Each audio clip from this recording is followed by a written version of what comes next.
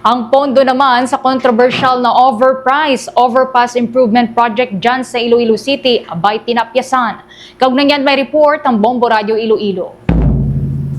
Nabawasan na mahigit 1.2 million pesos ang gasto sa pedestrian overpass project sa Senador Benigno Aquino Jr. Avenue o Diversion Road, Mandurriao, Iloilo City. Ito'y matapos baguhin ng pamahalaang lungsod ng Iloilo ang orihinal na plano. Bumabang halaga ng proyekto mula 4.11 million pesos sa 2.9 million pesos na nangangahulugang nakatipid ang lungsod ng 1.24 million pesos.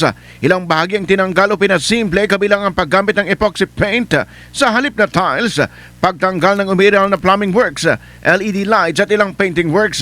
Nauna nang pinuna ang proyekto dahil sa umano'y overpriced ito.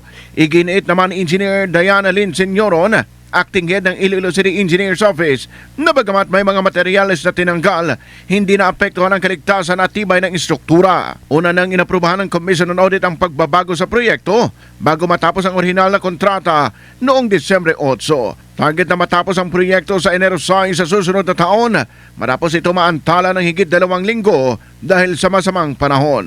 Ang kontrata sa proyekto ay inaward sa Stone Built Construction Services.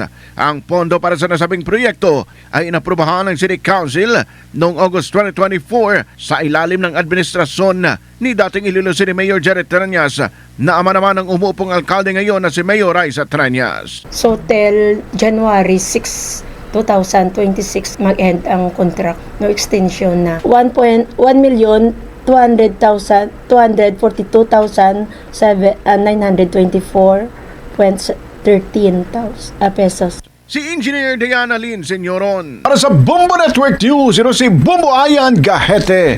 This is Bombo Radio Philippines, the number one and the most trusted source of news and information.